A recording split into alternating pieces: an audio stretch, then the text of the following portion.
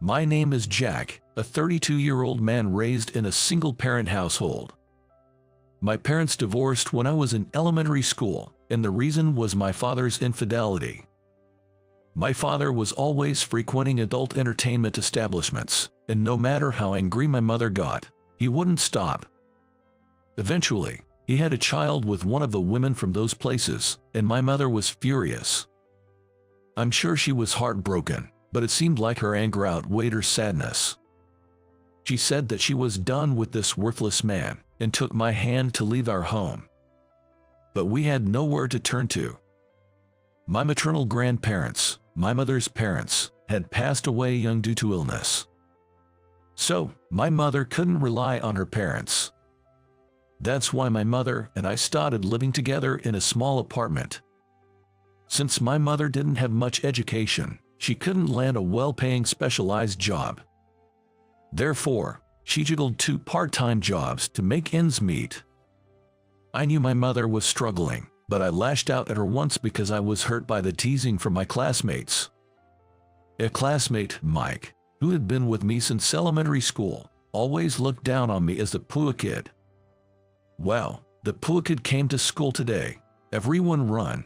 Poverty is contagious. If we don't run, we'll all become poor too.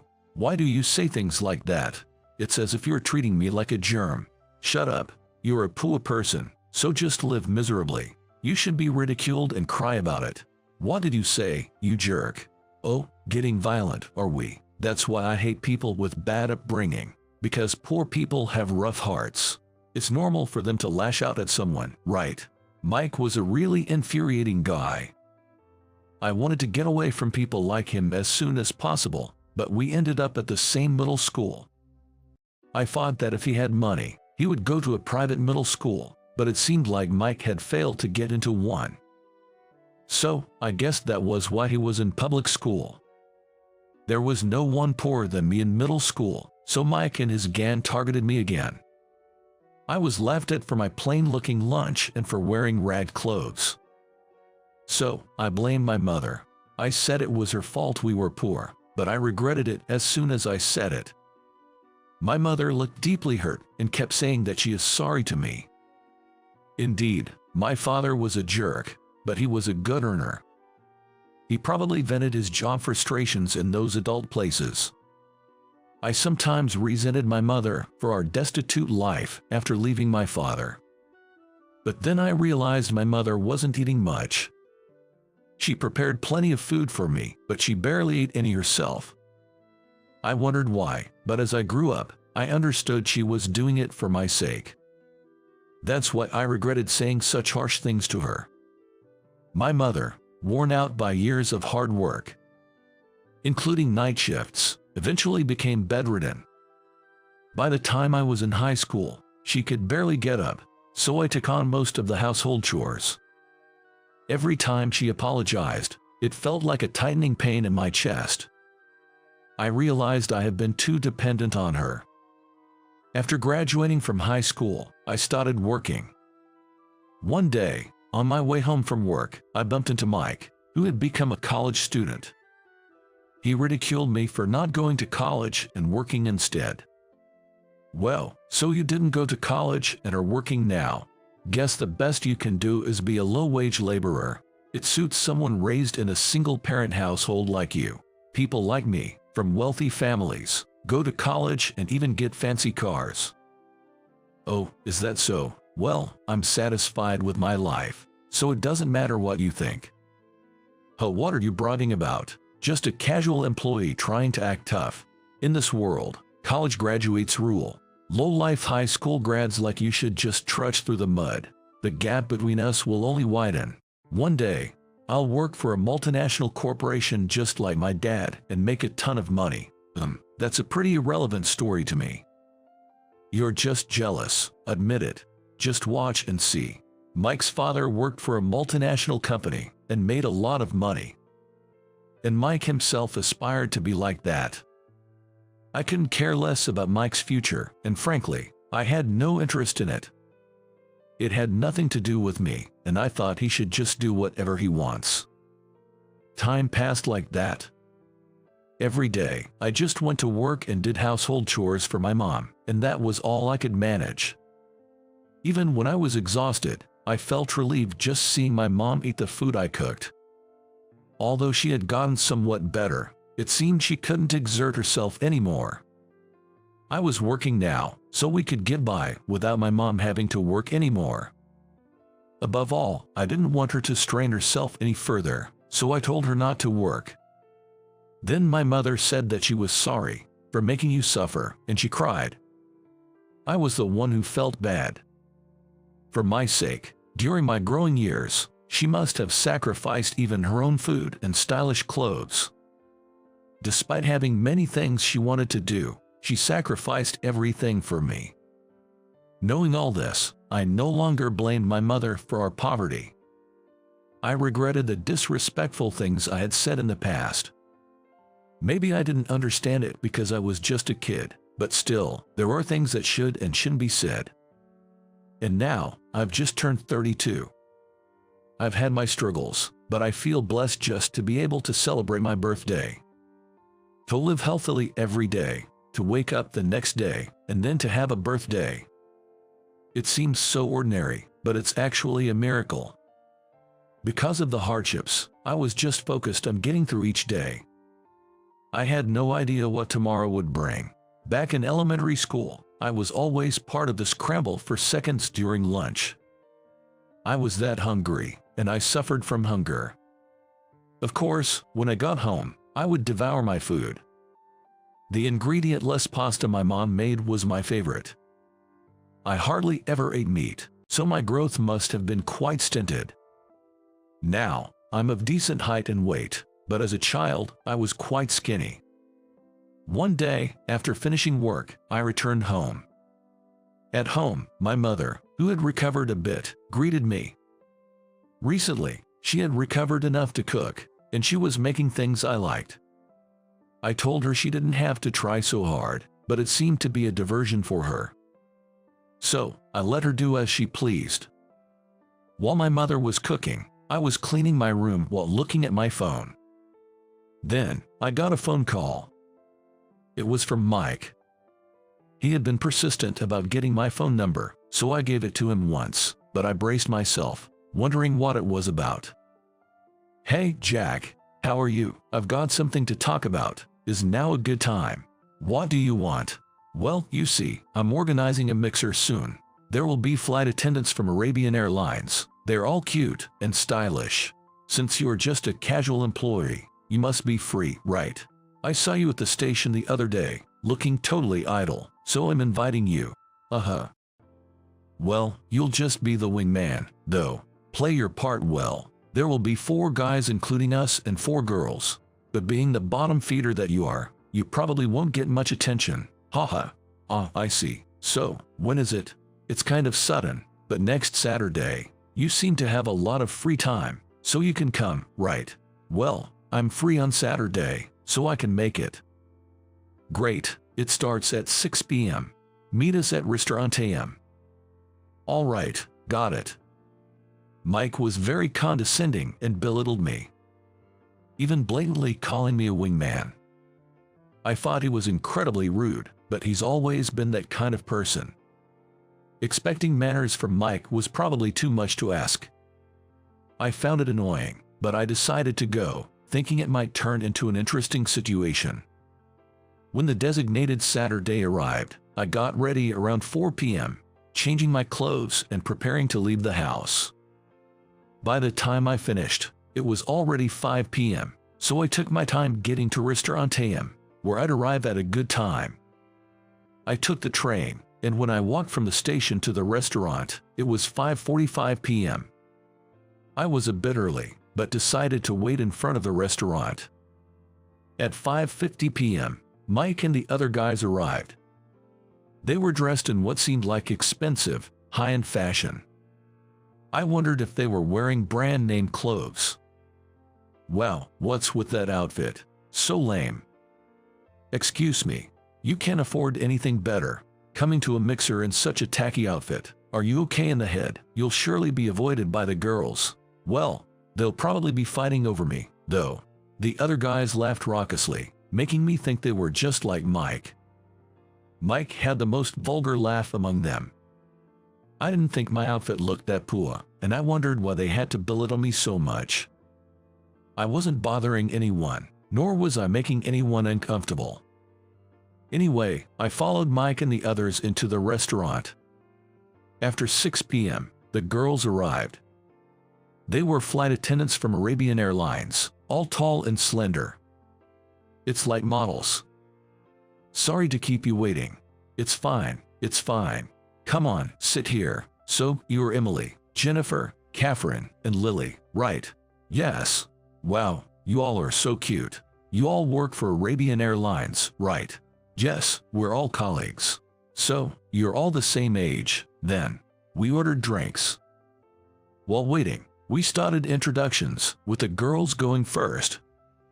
I'm Emily, working for Arabian Airlines. I'm 25 years old. I'm Jennifer. I was born in March, so I'm still 24, but we're all colleagues. Wow, you're all so young. Max, Johnson, myself, and Jack here are all 32-year-old old men. Sorry for being old guys. Okay. Mike seemed particularly old-fashioned and creepy. I was sure the flight attendants must have been thinking it was gross. Their faces seemed strained. The other guys also said weird things, confusing the flight attendants. I wondered what they would do if they were accused of harassment. Even if they didn't intend to, the girls must have found their comments unpleasant. Then it was the guys' turn for introductions, and Mike gave a confident and lengthy self-introduction. I'm Mike, 32 years old and working in a trading company. I actually wanted to work for a multinational company, but a trading company isn't bad either. At this age, I'm already earning an annual salary of $80,000, so I can buy anything I want. Look, my watch today is Bulgari, and my shoes are Armani, and my hat is Gucci. Nice, right? Do you girls have any favorite brands? I'll buy them for you sometime. Ask for anything. Just kidding. Internally, I was thinking, so gross. Mike, despite being only 32, sounded like a creepy old man in his 50s, with his relentless fawning. He was decked out in a mix of brands, which honestly made my eyes hurt. At least some coordination would have been better, but with a different brand for each item like his hat and shoes, it just looked odd. I wasn't sure if it was my lack of fashion sense or Mike's, but I definitely thought it was weird. Then, Mike pointed at me and burst out laughing. This is my classmate, Jack. Unlike me, he's at the bottom of the barrel. Grew up in a single-parent household, poor, and only finished high school. Hilarious, right? Hey, and he's a casual employee at his age. I see him at the station sometimes, looking so idle and envious.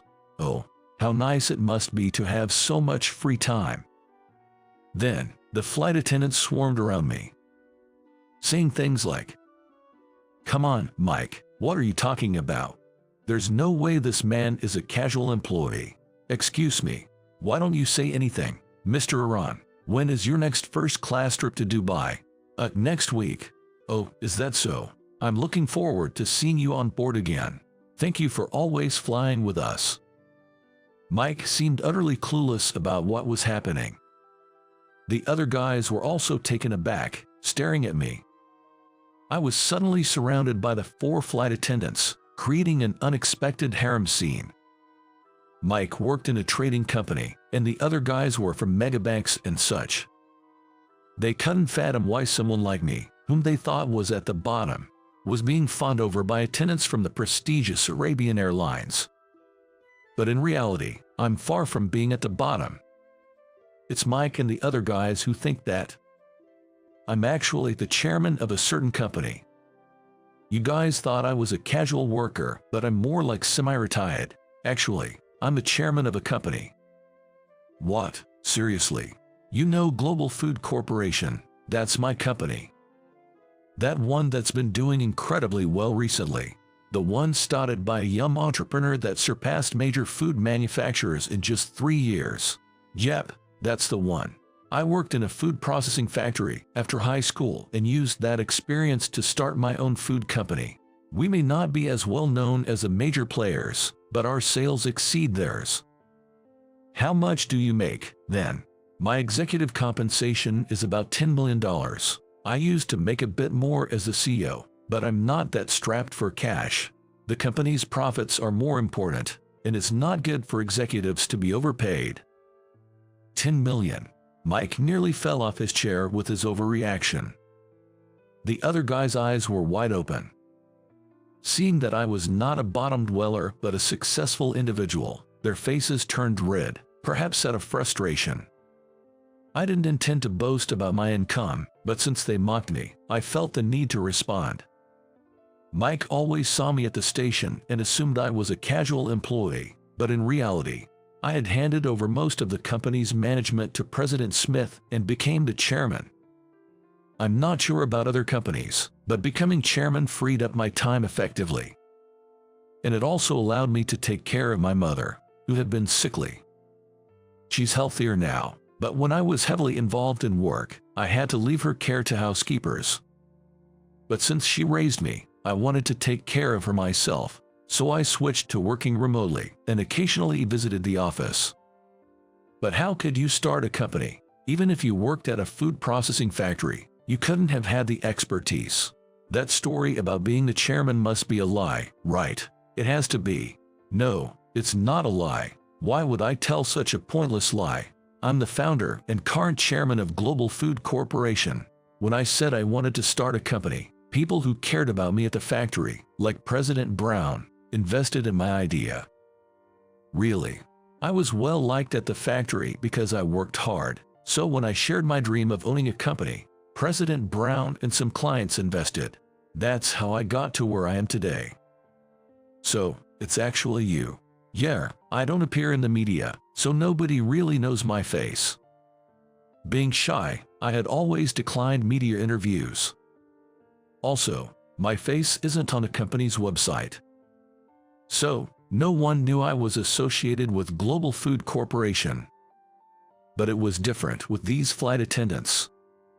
My company exports products to Arab countries, and occasionally I travel to Dubai for work. That's why I frequently fly with Arabian Airlines. The comfort on their flights is top-notch, and I always enjoy my journeys in the sky. Since I'm practically regular, the flight attendants recognize me. But there's another reason why they know I'm the chairman of Global Food Corporation. Once, Emily accidentally spilled wine on me, but I didn't get angry. Oh no, I'm so sorry, sir. I apologize profoundly. It's okay. Was it turbulence? But my shirt is wet now. I'll compensate for it. No need, really. But it should be fine with cleaning. How should we do for you, then? Just send a cleaning bill to my company. Here, this is my company. If you mention Chairman Jackaron, they'll understand. Chairman, I'm so sorry. The shirt was quite expensive, but I didn't want to make Emily feel bad, so I refused compensation. It cleaned up nicely, and I was happy to have the cleaning cost reimbursed later. Anyone can make mistakes, and I don't blame others for them. There might be passengers who'd yell in such a situation. But the attendants are human, too, and mistakes can happen on a turbulent flight. Since then, they remembered me as Chairman Iran, and I started getting remarks like, "Have a good trip, Mr. Iran." Since then, we've thought of Chairman Iran as very kind gentleman. But why did you stay silent about being the chairman? Aren't you upset about being ridiculed by Mike and the others? Yeah, you're such an important person, and it doesn't bother you being talked about like that. Well, let those who want to talk. They thought they were calling a wingman, but it turns out they were the wingmen themselves. Haha, that's right. What the heck, man? Getting all high and mighty. So you were looking down on us all along. You guys started by looking down on me, right? I don't get why you're mad. Are you just upset? Enough. Let's get out of here, guys. Fuming, Mike and the other guys left the restaurant. They must have been upset about losing the spotlight they thought they'd have. I didn't come here to be the center of attention, but being surrounded by the girls must have irked them. After that, we finished our meal and left the restaurant. Now I may be a chairman with a substantial salary, but my life has been full of struggles. At the food processing factory I joined after high school, a mean senior, Brian, always harassed me. Once he learned I was from a single-parent home, he scorned me, accusing me of likely stealing products. One day, there was a discrepancy in the product count. While processing, we ran short of fish fillets. Then Brian accused me. I must have stolen a fish, there's no doubt about it. Despite it being impossible to stuff fish fillets in pockets or bags, Brian rummaged through my work clothes and bag to check for the missing fillets. Eventually, it turned out someone else had accidentally thrown the fish into the trash, but Brian never apologized to me. I sometimes wanted to quit because of people like him, but the experienced part-time ladies and President Brown were very kind.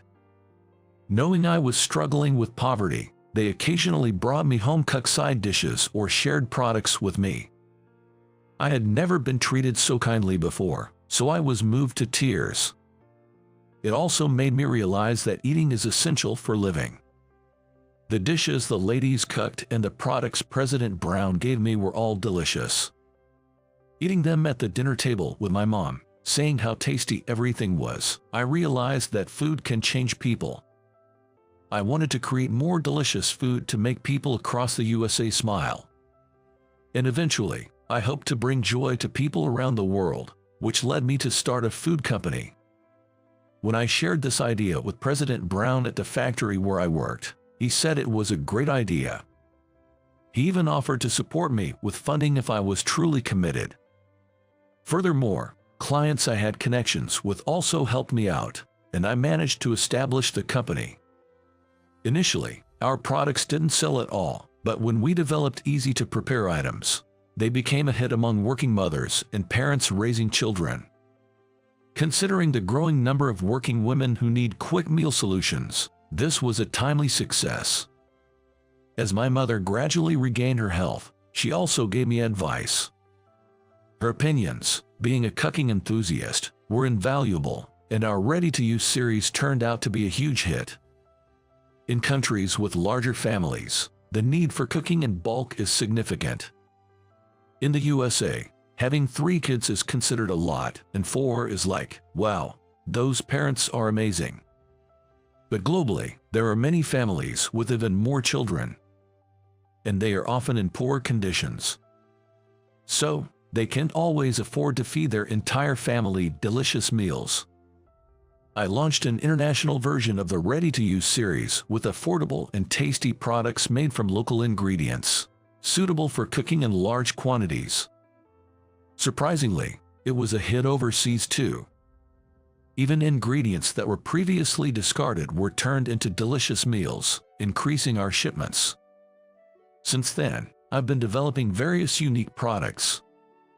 I've created snacks rich in protein and calcium, and guilt-free foods for late-night cravings, targeting dieters. These products became popular among office ladies and were even featured in women's magazines. I want everyone to eat deliciously and stay healthy. Having been starved for food as a child, I think I have a strong attachment to food. Now, I'm passionate about creating delicious foods. I plan to keep developing new products in the future. For instance, environmentally friendly products and those focusing not just on health but also on beauty. Also, I want to contribute to society through my food company. Supporting developing countries with food issues and developing products using local agricultural produce are just some of the ways. Through these initiatives, I aim to bring smiles and health to people worldwide. And ultimately, I want to lead a fulfilling life myself. I truly believe that managing a food company allows me to enrich my life while contributing to society. Thanks for your hard work. Here's dinner for today. Wow, it looks delicious. Your favorite, cheese-less mac and cheese. Brings back memories. The mac and cheese my mother served me had no cheese in it. It was her unique recipe, sparing even the cost of cheese. It had onions, which were always in our fridge. My mother always said onions were good for health, so she made sure to buy them regularly. My mother felt that even buying cheese was too extravagant, so she hadn't bought it since the divorce. Instead, she put onions in her version of mac and cheese. The seasoning was only thick cream sauce. It made me realize that food isn't just about following recipes, it can be flexible. For instance, fried chicken doesn't always have to be made with chicken. It could be inexpensive pork or anything available at home.